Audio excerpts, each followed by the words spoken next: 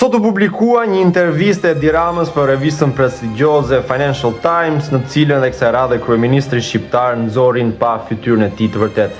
Tashmë edhe media ndërkombëtare ka kuptuar se protestat në Shqipëri bëhen me kërkesën për dorëheqjen e tij si kreu i një qeverie kryekput të korruptuar.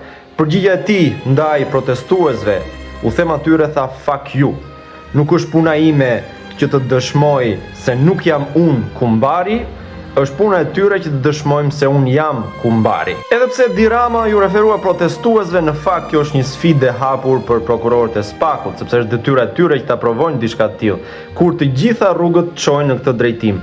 Fakti që i ka dalë në mbrojtje Belinda Ballukut për mega aferën e tunelit Llogaras, fakti që ka dalë në mbrojtje aferës korruptive të Akshit, fakti që sipas dosjes fundit janë 1.2 milion metër katror leje ndërtimi e nënshkruar nga dora e Edi Ramës për 20 njerëz të dyshuar për trafik droge, ku ndërmjetësi dyshohet sipas përgjimeve të ketë qenë Samir Mane, ndërmjetësi pra mes Edi Ramës dhe trafikantëve të drogës.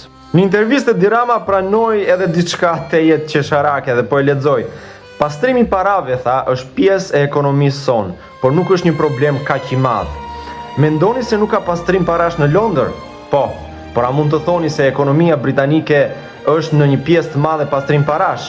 Jo, kështu u shpreh kryeministri ynë. Tani që ky plaku i rrjedhur që kemi për kryeministrin të krahasoj ekonominë e Londrës, jo të Britanisë, me këtë çorbën që ka gatuar vetë këtu, është tejet qesharake.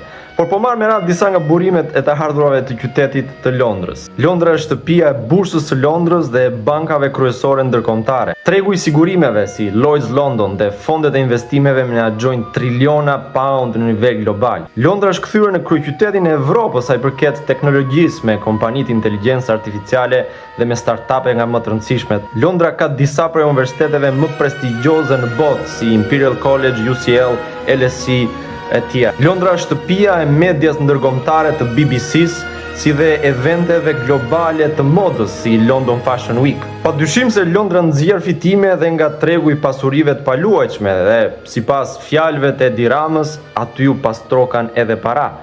Por që të krahasosh ekonominë e Londrës me këtë çorbën që ka gatuar Edi Rama në Shqipëri, dëshmon fare thjesht se plakut i kanë fluturuar pëllumbat, flamingot e gjitha shpezët e tjera të PR-it.